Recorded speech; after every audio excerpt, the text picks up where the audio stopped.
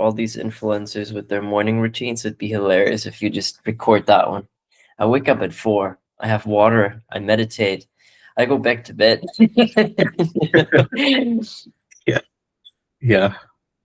Um, yeah, honestly, I don't even know if actually I don't know if that I have a morning routine, but I mean, depends. Like, but yeah, I'm not doing like ice baths and all that kind of stuff.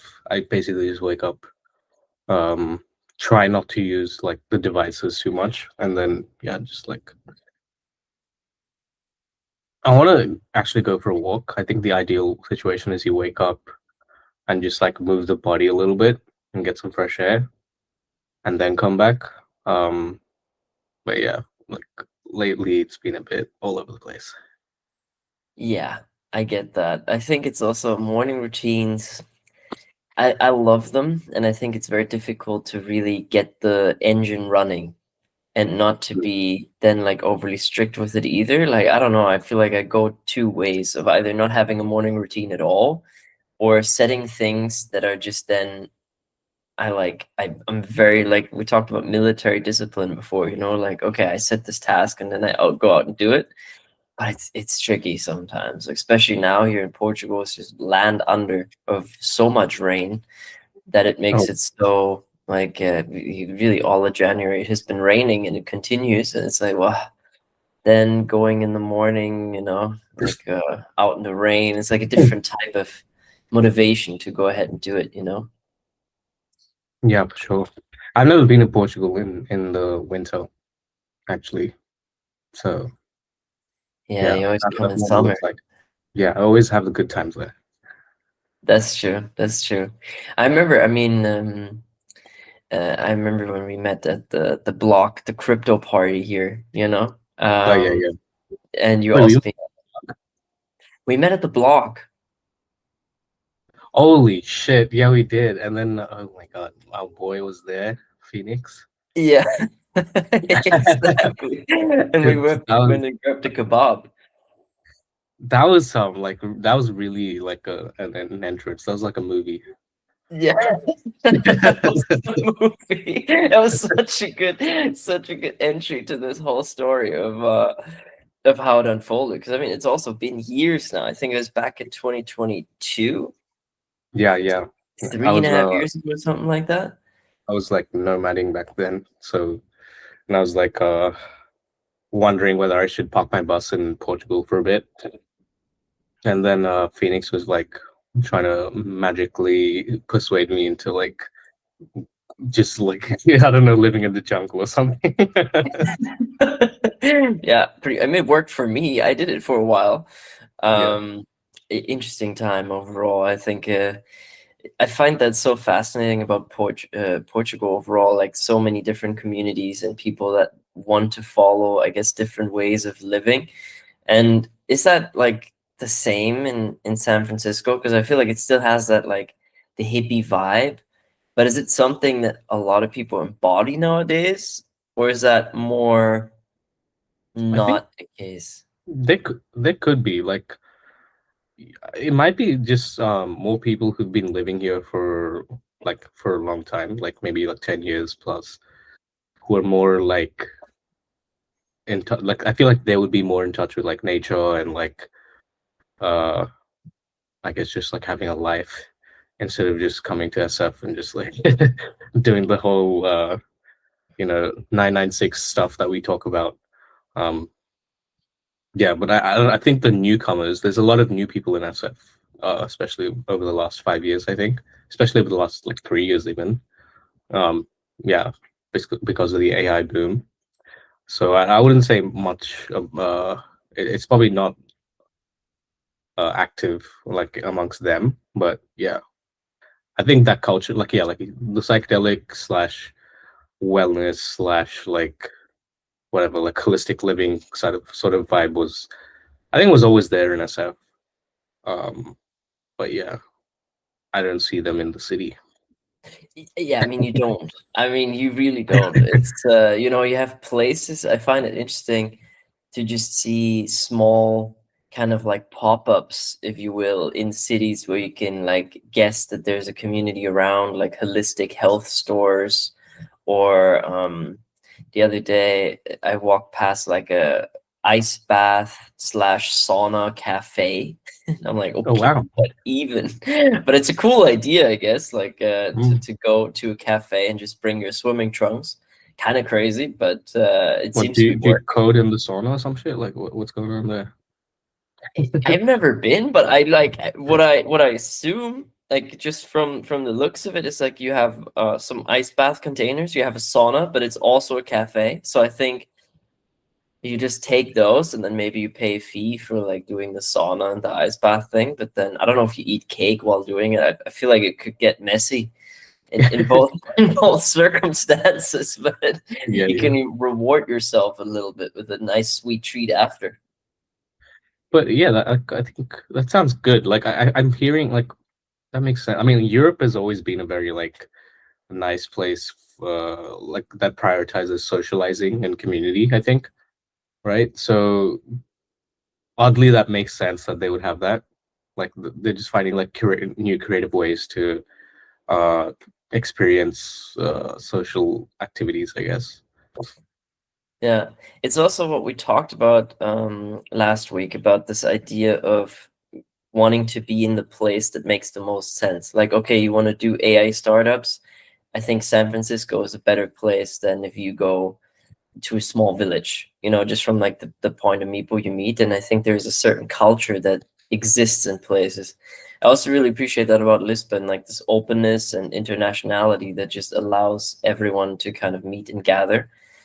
And it's kind of special to see and feel that out because it's such a, I feel like it's a subtlety as well. Mm. Like with a with San Francisco, I mean, of course, it's very known for it, but I think the vibe of the city is so difficult to kind of describe it, but it's there and you can feel it, especially if you're there for a longer period of time, whether that's a city in Europe or somewhere else in the world, in the US. There's kind of like a culture that a lot of people feel. I find that fascinating how it's like attracting a certain amount of people.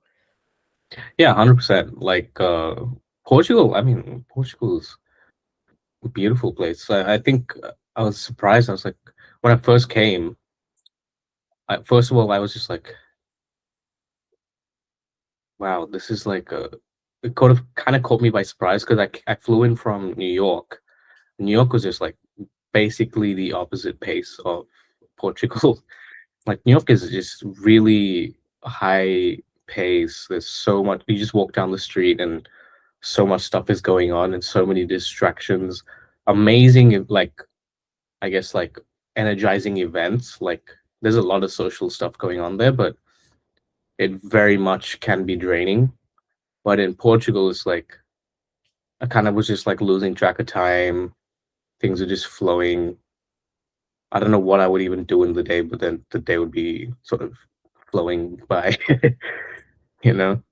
Um, Yeah, there's something really special in Portugal. Yeah, for sure. yeah, it's interesting, and Berlin obviously is very known for having a kind of a vibe of like, okay, like the Berghain rave culture, people wearing black.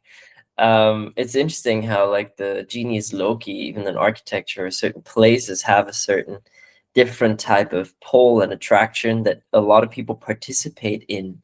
And Hmm. I always find it interesting. I don't know if it's a thing of critical mass or something like that. That like as soon as enough people that have a certain vibe get to a place, it just switches because it's such Yeah. an evolving thing as well. Where like it's different in like a few years can change a culture dramatically. Well, I feel like it's also like it might have started with some like a few very unique experiences in that location, right? Like Berghain, I assume was like some of the best sort of like raves, I guess, like in the world, right? And then that became its like key flagship like thing, and then people just flew all around from all around the world to experience that. and then it sort of molded from that into like I think Berlin is just like it should just become its own country, right? I think at this point. Yeah, it's not Germany. It's Yeah, it's yeah. definitely its own thing. Mm. Yeah, it's the same with like New York. Like, hey, I just want to like be corporate America, kind of like maximalist slash like like full hedonism kind of vibe. But it's like it's fun. Like I can see like a lot of young people like loving that atmosphere. But the I've noticed like I've spoken to a few people who live there and stuff. Like there's so many avenues to date, but that's also the demise of like a long-term relationship. Like they're struggling to stick to one. It's like a abundance over there. Yeah, yeah, I Yeah. mean, same with Berlin. You have so many interesting new concepts of relationships popping up everywhere, polyamory and non-monogamy and all these different ventures and ways of people connecting. And it's like it goes away from the traditional and turns more and more into a what even is going on, especially from the outside looking in. It's so Yeah. interesting. Those terms, like I kind of have a way about those terms. I'm just like, look, there's no judgment, but just say you're single, right? Like, why do you have to like have an intellectual wizardry of like, like it's like a really intellectual, like first I have to learn what the hell that means. And then you're like, I'm like, oh, so you're basically single, but you don't want to admit it, basically. Yeah. Yeah. I would agree with that. It's like even the concept of an open relationship is so strange. Like Mm, to me, I don't know if I could do it, and it's so weird. Like I mean, even hearing of people have open marriages and stuff, it's like why? I mean, I get like go with what you feel like, sure, but I don't necessarily get the concept, like, why do both? Like, being married and then also like, "Oh, yeah, but I wanna be single." It's like, wait, I don't yeah, know. It's strange. it's I feel like the underlying theme seems to be like people just seeking avenues to escape their boredom. Because like let's say like a relationship or something, if you have something good going on in your life, like it kind of becomes routine, like there's no new thing going on probably, right? And then you're chasing something else. Like it's like, okay, like I'm kind of getting bored. I want some more excitement in my life. And that's good. That's actually a good feeling to have. Like life is supposed to be filled with excitement. But I think personally I would want to figure out how to make the existing relationship more exciting or like do new things in that relationship instead of kind of like going to someone else and then like you're excited for a bit and then you get bored again and go somewhere else. Yeah. But hey, Yeah. to each his own. Maybe that's their like path of discovering that I'm gonna get bored regardless. Yeah, I mean, it really is like there's no right way to live in a way, and I think if people feel like that's the experience that they wanna go for, then they should go for it. I do think it could also come from this, I guess, isolation that we kind of have in a strange time where everything seems so connected. I think a lot of people just want to connect more and have a deeper community and a deeper sense of belonging.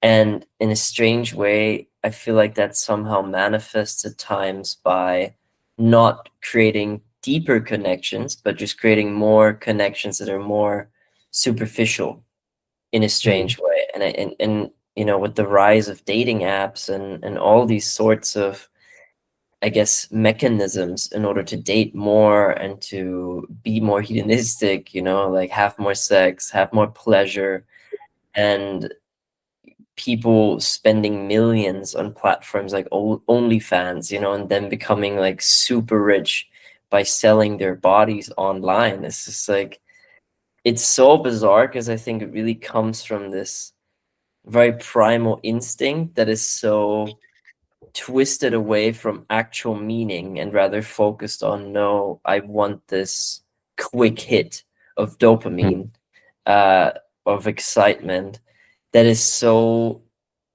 unsustainable in the long run.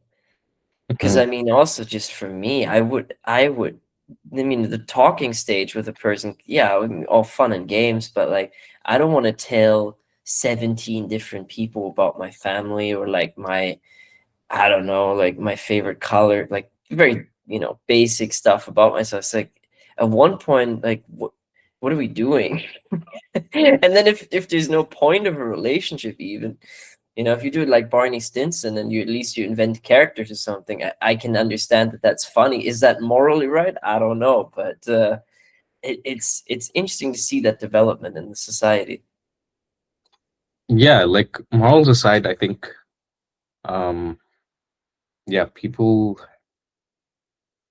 I don't know. I think like yeah, it's like New York was like it's kind of like the abundance kind of like people are struggling to choose, I guess, or like, but the other side is like in SF, yeah, they're creating dating apps like from apparently the lack of abundance. I mean, like it's all starting from like college kids as well. I'm like, look, I understand if you're like working in SF, like you're too busy to like meet people, maybe. Um, okay, fine. Maybe you can like go on like a meetup app or something, do some events and meet people. But you're in college, you're definitely meeting people, and you still need an app. So there, it's like, yeah, it's the choice. I think people want sex because I mean because we're bio like we're animals. Every animal wants sex, but they want sex for self gratification more than, and they don't want the emotional vulnerability and bonding that comes with it, I guess. But it's weird because they do want it. I see a lot of people saying they do want it. They want intimacy, but not too much. Like not too much that it scares me, you know? They want like a little bit of like love, but not too much. Don't tell me like to share everything about me. And don't expose like the depths of me, you know? Yeah, it's Yeah. very strange. Like love light, There's like it's like they I feel like even just observing that, I think there's a mix between that desire, like this not wanting to commit, not wanting to go too deep. Same with this also movement of a lot of people saying no to kids. And I'm not in the age to be like, okay, I do want kids at one point in my life. Not quite there yet, but I do want it. But it just so many people in this generation are like no to kids, and they want the travel freedom, they don't want the responsibility. And I understand the argument, but I think it's the same root as in this whole idea of, oh, I want an open relationship, this of not settling, not doing some sort of sacrifice that will actually do you good. Being challenged and having intimacy with a person, it's not easy, yet it Mhm. allows for so much personal growth that a lot of people are also kind of scared of, because it's easier to say, oh, it's their fault, so then I don't need to look at my own difficulties and issues and things that I can be better in. Um, and I think Yeah. it's the same thing with kids as is with dating. Yeah, Yeah. it's an interesting development. Yeah, I think with kids, like it's probably a good thing if you're not sure to not have one. Well, great. Like the last thing you want is like to raise a kid and you don't want to. Like that's sad upbringing for the kid. But um, yeah, like I think that would sort of just naturally be addressed if the relationships were getting deeper and like because it's like the way I see a kid is like you've bonded so deeply with someone that you want to share this love by creating new life, right? Then it's like, okay, look, that just seems like a natural outcome. But yeah, I think yeah, you shouldn't rush that decision. But yeah, I guess it all comes down to like just having deeper relationships. Yeah, I think it starts from there. Yeah, It's strange also that we have this metric in society about how many followers do you have, and that this image of the public is so important that the depth of friendship isn't valued nearly as enough as the amount of friends. Like if Mm, someone goes around, he's like, "Oh, I know everyone," it's just like, okay, such a big network of people that you've met, but how many of those are real friends? And I mhm, think that is also a big difference of the depth of the level of connection that also social media is telling us it doesn't matter as long as we're followed by person X, or who's looking at my story. It's not about the things that actually matter on social media. It's about just the superficial ways of connecting as well.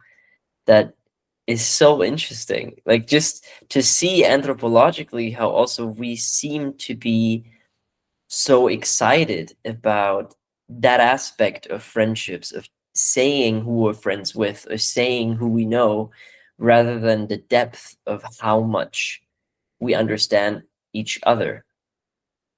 mm. Yeah, yeah, yeah. People don't want depth. People want quick hits. Yeah. Mhm, Even though I feel like that's so more rewarding to get such a depth, like a hit of depth. Um, I always think, especially with this whole argument of no, I don't want kids because of the responsibility. I want to keep traveling.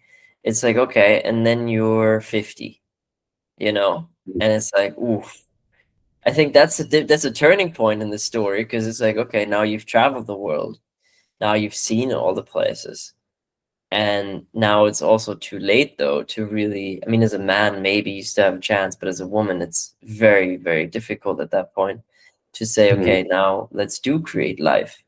Because I think then, like, this depth of having a product of such profound love together, which I think a child is, like what you described, is like, I think that can be really, really helpful, especially in those time. Yeah, it's also comes back to that vulnerability, right? Um, Depth comes from only like if you can capture more, right? Like if you're a more of an emptier vessel, then you can capture more. But like if your like sense of self is too large that you're not open enough to receive and learn new things and explore new things. Like I think that's really important. But yeah, like when you I guess like the parts of self-realization comes in like many ways, but can come from even like yeah, depth of relationships is a very profound way.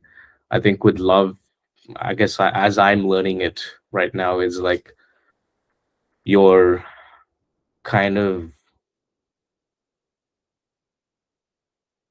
I guess in spirituality, without getting too deep into spirituality, you're basically becoming like an empty vessel. Like you're finding that oneness within yourself, and the same can be possible with like a relationship, like a good relationship, a healthy loving relationship. You become one within yourself because you're feeling that sensation of like love, right? Maybe that's like the missing piece for you to fully self-realize, right?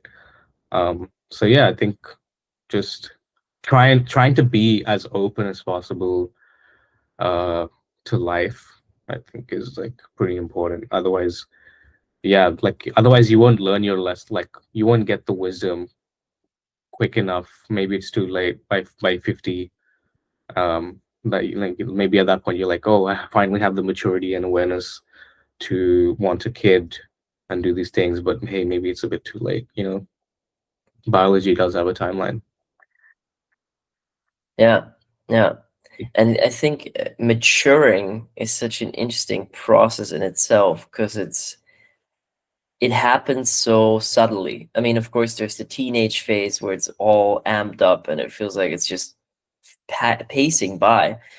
But it's so bizarre to also have these moments of, you're 18 and these thoughts of, okay, now I'm an adult and I can do whatever I want. And then looking back at that, like 5 years later, being like, oh my God, I was a child. And just this aspect of how subtle growth and transformation is, and how we just sometimes have these milestones that just remind us, whether that's a birthday or a certain event. Mostly for me, it's been events, like moments where I feel like, oh, I would have done that differently a few years ago. Or Mm.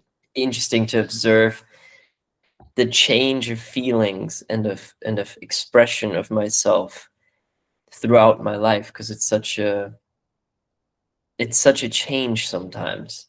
And to observe it and to embrace it is, I think, also a challenge at times, but a very wonderful one that also is, I think, best when met with that openness, and being open that we are changing and not closed off and having this mindset of, no, I'm perfect the way I am and I don't want to change, because I think that's unrealistic, because everything's always evolving. Yeah, this is the most unprecedented times, like, probably of all time right now. Like everything is changing way too quickly right now. But you can accept it and sort of lean into it. And I think those, like, especially in entrepreneurship, that's what I think is like the most important ingredient to have nowadays. Um, is to literally flow with the changes and create something of value along, like, with those changes, as opposed to, like, to be super opinionated right now in like the startup world, like to one idea, I think is just not good business anymore. Like the technology is advancing way too quickly that, yeah, it's just makes no sense. Like I've seen companies get funded like even within the last 2 years, and then they're basically done. Or like maybe OpenAI released like another update, and they're GPT wrapper companies. Basically, we call them GPT wrappers, right? Like they're using OpenAI behind the scenes for a certain specialized task that OpenAI can just do now. So yeah, you need to be open to that change and, like, you know, come up with new ways of doing things. Yeah, yeah, that makes a lot of sense. I had the same feeling, even though, like, I'm really from the outside looking in. I was on a pitch bus for the Web Summit, and there were a lot of people that had businesses and ideas that went in front of the bus and just pitched their ideas. And at 70% of them, I was like, I can just do this in OpenAI. I can just type this into ChatGPT. I can type it into Gemini. I don't understand what the business is, you know? It's interesting to see that development, and I think especially with how quick everything is moving, there needs to be a certain adaptability to and courage to always change things. Have you experienced this in your, like, your time, I guess, working in AI startups, like this fast-paced changes? Have they affected you at all? Um, oh yeah, like I see it all the time in terms of like the companies like I see around me, right? Um, even in this accelerator we were part of, like I hear about these stories where like a lot of these companies kind of just pivoted like into something else because of some launch. But for us, like I guess like what we're working on is like payroll. Like it's not necessarily the most uh unique problem to solve. Like it's a problem that's always been there, and there's been solutions. Uh, there are already solutions that exist. So in some way, AI just enhances whatever workflows we create, but it's not like because of an AI breakthrough we could be a threat of existence. Like that doesn't seem as big of a threat for our business as it would be like some GPT kind of wrappers or whatever, right? Like at the end of the day, like our product is way more than just AI. Actually, AI is just like, even if there wasn't AI, we would be valuable because people need to get paid cheaper, faster, and better, right? Like there's a very large operational element There's legal ops, like having compliant contracts for payroll. There's a lot of stuff going on, which is, I think, is a good thing because then it's not very easy problem to solve.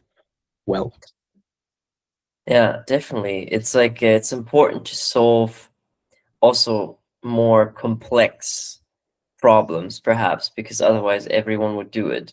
And it is like it's taking away from that aspect of being easily replaced.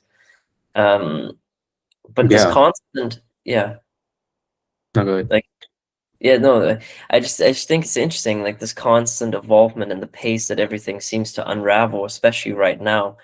Um, I think it's super important to be able to change quickly. And I was just wondering if you perhaps would have any words of wisdom in that regard of like how you have responded in the past to like if there was a rapid change or something like that to not drown but swim with the river. Uh, I don't know if I have like words of wisdom. I'm kind of, I don't know if it's a psychopathic a little bit, but I kind of really enjoy chaos. Like I think I mentioned this like last time. Like change actually feels like I don't like too much change to like my day-to-day routine or stuff like that. But in terms of like just having a challenge, like to me, change brings challenges, which gives me problems to solve. And that's like basically what I was thinking in the first place. That's why I left law because I was not challenged. I was not um it was kind of like boring contracts, rinse and repeat. So to me, if it's like a chaotic environment, I kind of weirdly thrive there. Like I've got this like this example of like for example driving. Like I actually find it easier to drive in India than in like a country like Australia or the US with like too much systems. You know, like the chaos just somehow I feel meditative in that chaos or something like that. I don't know. It's really strange. You would think it's like the opposite, but yeah, it's just like okay, yeah, like it's super easy for me because I'm just like okay, I'm just like dodging this cow, dodging this obstacle. Yeah. Okay. So I mean that's cool though. Like if you're finding a way in like a lot fluider systems. Um I I mean, I don't think like it's traffic though. Like, there still needs to be motion, right? Yeah, definitely. And I mean who does? yeah. But I think it's interesting in a way because perhaps it is also more natural and less stagnant. Like I think those systems, if we take the driving example, I mean, I'm from Germany. It's so overly systemized, everything. We have street signs that don't exist in any other country. And I think it's a lot of stopping and knowing the rules and adapting. And I think it helps at times, but I also think perhaps if there's no rules, or at least very little, then yeah, it's more chaotic, but it's also way less of a stop and go. I always felt that, especially in modern day sports nowadays, with like virtual reality assistants and all that type of new fancy gimmicks, it kind of takes away from the natural flow of it in a Mm. sense of we try to illuminate human error with machines, but then still get weird human error or machine error of decisions that are outsourced that are still wrong, but then there's like an interruption for 10 minutes sometimes. And it's like, okay, but are we really making anything better just because we have more rules and there's more systems in place? Or are we overcomplicating something that really doesn't need to be that complicated because it's still not a perfect solution? It's like it doesn't matter if you drive in India or if you drive in Germany, there's going to be traffic jams, right? Mm. So it's a different approach, but I think it's one is hailed as the solution to always have these perfect orderly systems, and the other is like, well, if it works, and it's interesting to find that for like the collective ground where everyone feels comfortable by more collective rules in a way. Yeah, like I'm not. I actually, I think systems are pretty important, especially like when you're dealing with like a lot of people, for example, right? Like in a country, if we don't have like proper systems in place, then like having a chaotic, like let's say government is the last thing you want, because well, first of all, let's come back to like why do we even need government, right? It's like because we are not able to organize efficiently as a people, individually, that we need elected people that are supposed to be wiser and better at decision making for the welfare of the people to like decide, right? Um, yeah, like we're not good at coordinating with each other at large, so systems do help. Um, and like driving, I'm sure is like much more pleasant, right? It's like it's definitely more pleasant in like a good systemized country like Germany or whatever, like a developed country. I wouldn't say it's like a very pleasant or even safe in like parts of India, right? But I'm just saying like that element of chaos sometimes excites me, right? But I think you still need systems. Um, like because let's say like if like systems lay the foundation for new ways of doing things, like it becomes easier, right? Like for example, I mean, self-driving cars. I think there's no way in hell Tesla's gonna launch their self-driving car in India first before it launches wide scale in like Europe or Germany, like in US or whatever, right? Like because you have a foundation of good systems and good traffic laws and like everyone's following the rules. Great, man. I don't have to drive anymore. Like just let everyone do self-driving. I was in a Tesla self-driving car, fully self-driving, and it's just amazing. You just press the destination, it drives exceptionally well. You can just like, I mean, you shouldn't sleep, but you can theoretically sleep. I mean, it doesn't let you sleep at the wheel technically, but yeah, like it's just so good. And even when it parks, it's like perfectly, like parks perfectly. So I'm like, that's only possible because there's systems. Um, but yeah, like at some point, systems should free you up to for more creativity and excitement in your life, right? In different ways. Like you shouldn't be solving basics of like basic systems. Like you shouldn't be solving for basic systems. If you have that luxury of having basic systems established, then the problems you solve can become way more interesting, right? That's I guess that's how I see it. No, you definitely you're definitely right with that one. I also just feel that at least it's my own kind of interpretation of it sometimes as well, where it might be easier, as crazy as it might be easier to be present in chaos than in order. You know, when you don't Hmm. have an option to not be in the moment. For example, I mean, I've never driven in India, but from just the some images and what you describe, you cannot not be present because Hmm. it's like you there's a cow, there's another car, there's honking, there's a stand, there's someone walking on the street.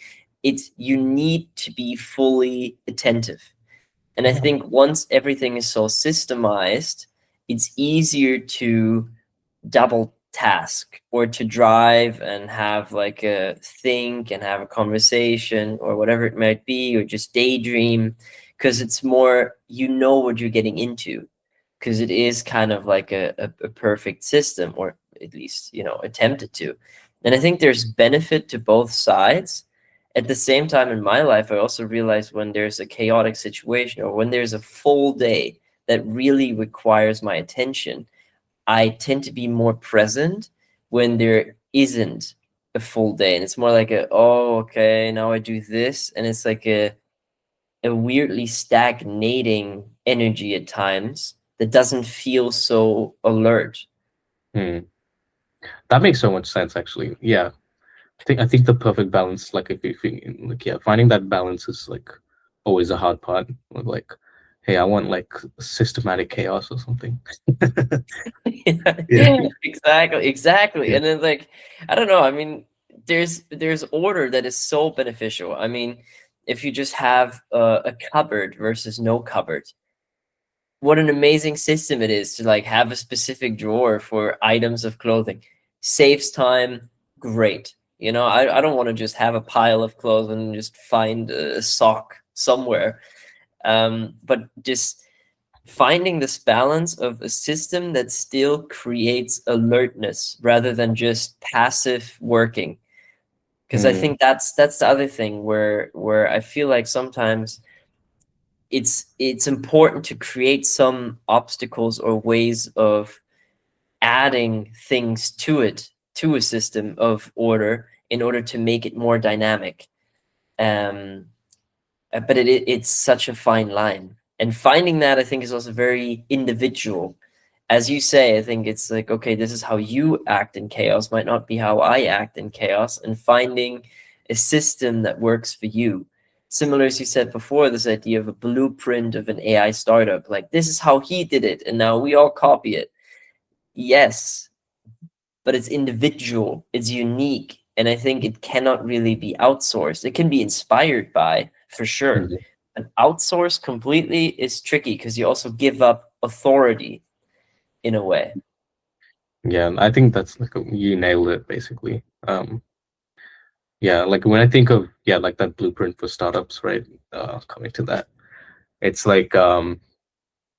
this is why like there's like this big divide now between philosophies of like, hey, you got to do 996 because that's what like all the big most established entrepreneurs have done when they started their companies.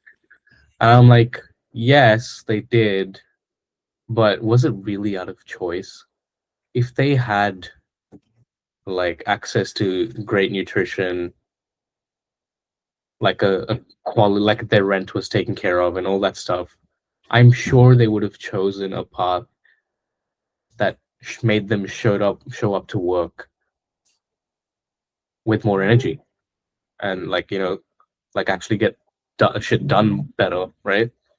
So I think that was kind of born out of like circumstance, like they were just poor or they couldn't afford like ramen profitability is like a term that needs to be thrown around. It's like, yeah, like you did that because it's what you had to do because there was no other choice, and you're gonna make it no matter what. So that's why you're gonna do it. Like, so that will, that aspect of like, I'm gonna make it no matter what, that is the key to like take away, I think. But it's not like, hey, I'm gonna eat ramen as well. It's like, no, you don't have to eat ramen if that's not your circumstance, right? But you definitely want the will. Um, yeah, maybe like if you're living too comfortably and if you feel like that takes away from your ambition and will to succeed, then yeah, maybe reduce your comfort a little bit, right? To just challenge yourself. But it's like there's no point like copying every single thing when it's not necessary, right? This comes back to like, look, how are they living now? I would say Elon is probably more ambitious now than he was back in the day, but I'm pretty sure he's eating good food. You know, it's uh, it's just like when you have that option, like we're supposed to evolve our lives, use that as the baseline to be more ambitious for other, like in different ways, right? Like ambition is not going to go away, but it's just like, yeah, you don't have to copy everything someone did. Like, or like Steve Jobs went to like India, so I have to go to that same ashram. Only then will I become the next Steve Jobs. Like, no. You can find your spirituality anywhere. You can paint and find it, right? Yeah. Super well said. Super well said. I agree with that a lot because I think it is really that idea of just copying something plainly as well, like without the same intention, without the same willpower. It's it's different, and everyone has a different access point to their own mind. And if it isn't intrinsic, if you try to just punch it in externally, it's going to be so much more difficult than finding something that truly is you. You know, if Steve Jobs went to an ashram in India, it doesn't mean you need to do the same. If you feel very connected to, let's say, Northern American culture, go to a reservoir and speak to, elders there. I think it's going to Mhm. be much more meaningful experience for someone than to copy sort of a plan that really is also unique to one's own journey. 100%. It's like that's the lesson, right? It's like Steve Jobs went to the ashram because that was pulling him. It was a calling. But that doesn't have to be your calling. Like maybe if your calling is to go to North America and meet the tribes there, that's gonna bring out the best out of you, right? For based on your life experience. So that's like we're all trying to basically be the best version of ourselves, right? But everyone has different experiences, so you have to listen to your intuition. Where is that pulling you? Yeah, yeah, Mm. I completely agree with that. And it's such an interesting path to go down on as well, to start this own journey of discovery, following that own intuition, because it's going to lead you to places that you didn't expect to be led to. And it's this allowance. I forgot who said it or who wrote the book, but the be like water. Oh yeah, Um, isn't it yeah, Bruce Lee? I think. we talked about it. Bruce Lee, I think so, right? Bruce Lee, be Yeah, like yeah, water. yeah. It's exactly that. Like it's the fluidity of it. Mm. I love. I mean, it's a very well known quote, but I love it. Just I started watching a little bit of anime with my wife. It's called Demon Slayer. Have you heard of it? I think I heard the name. I never watched it. Yeah, yeah. I mean, but yeah, like basically he's like, I mean, without trying to like spoil, I guess if you ever want to watch it, but he's just like he's got like this master who teaches him how to fight. And there's different forms of fighting, and his master has like the water form, and at some point he reaches this realization that like, hey, this technique is like limiting me, and he's like fighting against the technique. But then he comes to a realization that like, wait, I don't have to like reject that technique because water is the foundation for everything else. Like it's like be like water, like being flexible. Like if you're like he has like a okay, I don't want to spoil too much, but I'll spoil a little bit. Go for it. Go for it. He has a fire technique, which is like it's like a, I guess, more clearly defined, right? But it takes away a lot of energy from him to use that technique. But um, if he uses water, it brings the flexibility to the technique, so he can combine water with fire somehow, and be more effective and conserve his energy, and like basically. So he's like, the point is like, yeah, be flexible, bend to the challenges that come. Water takes the shape of, its container. It can become ice. It can become vapor. It becomes the thing that it's encapsulated in, or its environment, right? So it's pretty powerful. Yeah. Yeah, it definitely is. It definitely is. And it's such a I think it can be so hard as well, and even the ocean, there's such a reference to it, just looking out to sea, seeing the waves crash on the shore, the sheer power Mm. of it is so impressive. And finding ways to learn through nature, I feel like is something that we humans always have done, whether that's inventions of the airplane or aerodynamics by looking at birds. I think if we look at our own personality and how we can master challenges, it's so valuable to take a look at nature as well and learn from how water changes forms constantly and is ever evolving, and it doesn't look back. I think the river keeps on flowing, and even if it's different waters, the water that flew past isn't looking back because it's been there and it will go there again, perhaps not. There's a very interesting book I read the other day, which was about that too, which was I think Elif Shakir. It's like a book. Mm. They're rivers in the sky, and it's a Uh, novel, but it kind of goes about this history of drops of water. So how the same drop of water that landed on the king's head in ancient Persia landed now on the head of someone in modern day London, and has been to so many cycles before. But this ever moving energy that can be touched on is such an inspiration to I think take into life, to never Mm, be too, also to get that bow round as before, to never be too caught up on I know this, to be a full container, but to always be open, like let water out and let new water come in, mm. um, and try to Man, do that mentally. that's amazing. Like, I don't know, like imagine like I don't know when's the last time I personally have like let the rain first of all fall on my head, be like, wow, this is the rain that Genghis Khan, or something like that. He had the Yeah, same yeah, rain. But like, just to have that perspective just shifts something in you, right? It's like the moment you bring the past historians, past greats, or whoever you're trying to connect with into the present. It's like you're remembering them, and then there's this like sense of awe, or gratitude that like comes, and I think that state is like really powerful because then you become like less important, right? It's like, wow, this magnificent life kind of feeling happens. yeah, That's definitely. mhm. I think it's like the same of, and I think it's so sad that nowadays in cities you barely see it, but the stars. It's the same thing to me where I look at the stars and I just imagine that so many ancestors of mine, of mankind, have seen the same stars that I see today.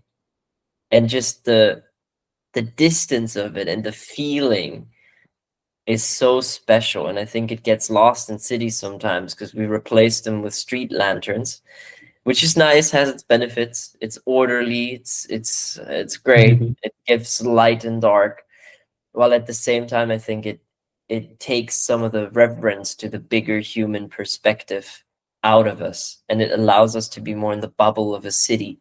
This thing of, oh, Mhm. work tomorrow and ambition and these things, which are all great, but I think it's good to pause every now and then, appreciate the journey, look up and see, okay, there's so many people that have been here before that have helped to build this world that I stand in today. Yeah, let's replace street lamps with torches again. Yes. Yeah, right. I'm all for it. Yeah. Or there should be like a dark hour, I mean, sounds kind of like the purge, but if it's just like the city, just like, okay, at 2 a.m. every day or every Sunday, we just switch all lights off, and it's just, the sky would turn on. I think that'd be so cool. Even if it's just once a month or something, Mm. it'd be really cool. I'm down. I guess yeah, I guess like maybe on a Sunday, right? Yeah, it makes sense. And even just seeing that, so many arguments of, oh, but the lights indoors and but I think it'd be cool for us to just also break the system intentionally sometimes. I think that'd Mm. be cool. It's like same what happened when there was such a big blackout in Portugal last year. It connected people. Like electricity was out, suddenly everyone was in the park playing and talking. And it was like, why can't we Mm. do this when the electricity is on? Why do we why do we need to not have cell connection in order to just go talk to people in the park? So Yeah, man. We gotta have like a one like government official or some shit like that's like like the official prankster or something like that, right? Like he creates like unpredictable moments of chaos during this like very organized system, right? Like he switches off the traffic lights in wonder or whatever, like it's like he's like the creative specialist of like chaos for the city or whatever. yeah. Honestly, I think as much as it'd be like, oh, that's risky and all those types of things, I think we need to trust humans more and Mm, allow that chaos comes into these systems. mm, I'm everyone is happy about someone rushing the field in a soccer match. Everyone is happy, you know? I think it's like it's that. It's like the clown that goes there and it's like, oh look at me, and everyone's like, whoa, look at him, Yeah, even yeah, though it yeah. has nothing to do with the game. Yeah, we should just freaking screw the soccer match. We should just all just stomp the ground, huh?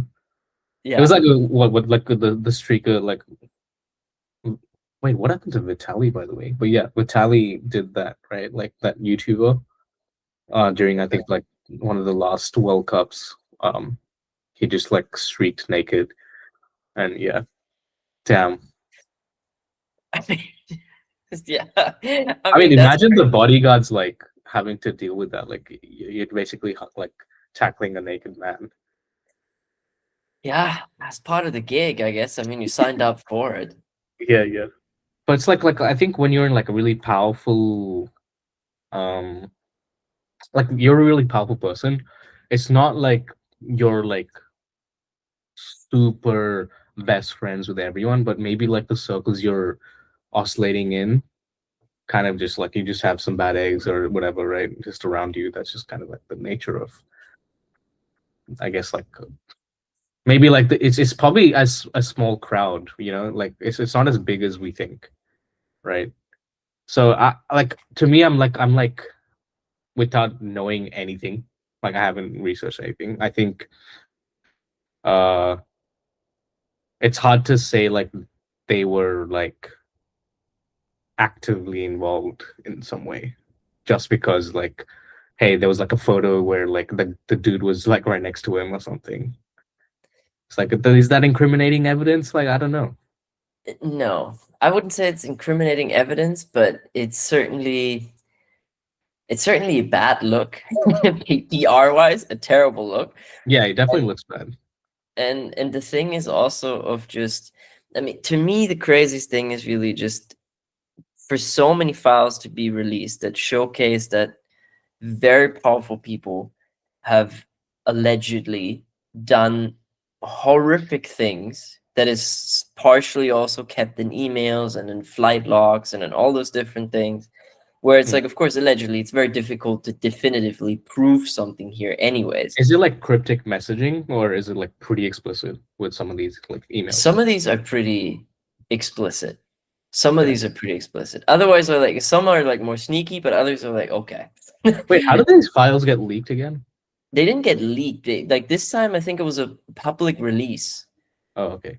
A Yeah, because public like release, but the files that allegedly had Donald Trump's name on it were taken away by the FBI. So like, there's mm, a lot of things about files being blacked out, files being withheld, but they mm, released like a shit ton of emails and those types of things, and even voice recordings of phone calls and stuff. And it's just, I know too little about it, but I just like the quick things I've seen was like Epstein, for example, talking to the former, I think, prime minister of Israel.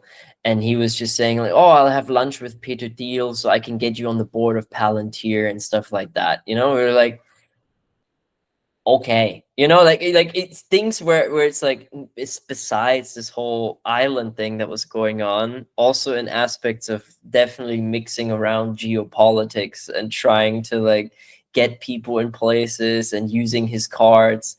And the crazy thing about it is just to see how connected this world seems to be, especially high up.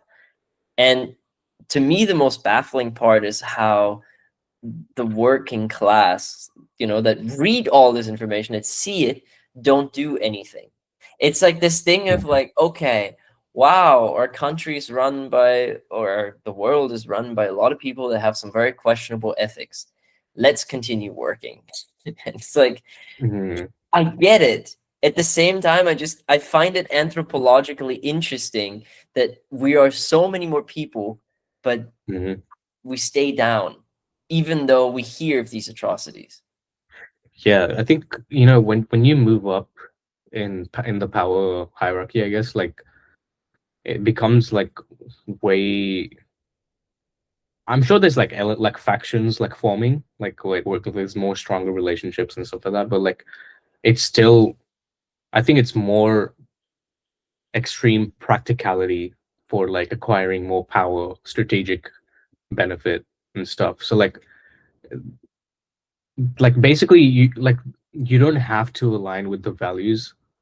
I mean, like this is the I guess the philosophy is what I understand, right? It's like you don't have to align with the values of the person you're working with, as long as there's a benefit for you to be gained.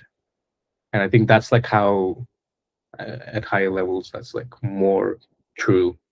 Whereas like when you're first starting off, it's like, oh yeah, like I don't like this guy, I'm not gonna work with him. Like screw that. Like I think at that level, you're like, oh, I don't like him, but who cares? I can still get this contract or something like that, right? Yeah. Yeah, So let me yeah, just get that contract and move on, right? You don't have to make big deal out of it, kind of. I don't know. yeah, I don't know. Like, yeah, it's like a in high levels of business, they always say separate your feelings from business, right? So I guess that's what it is.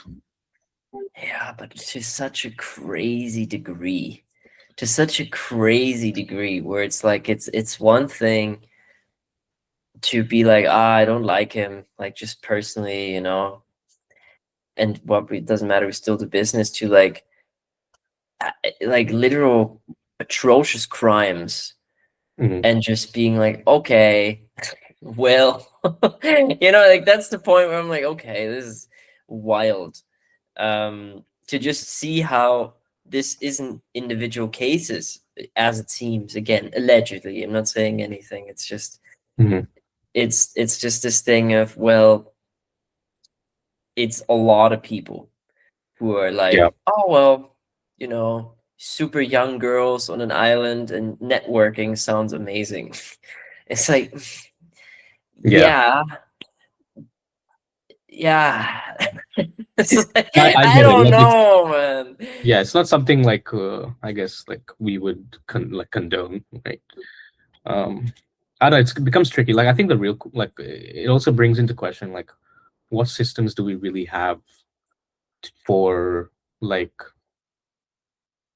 holding people accountable like at that level, right? Like is there no accountability at that level, or is it just like for the normies like us, or you know yeah, that's kind of like a like this is just like opening up that question, like a broader question, right?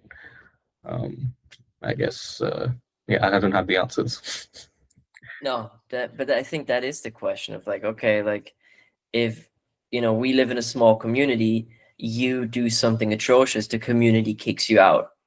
But if you reach the point where you basically own the community, you can't be kicked out.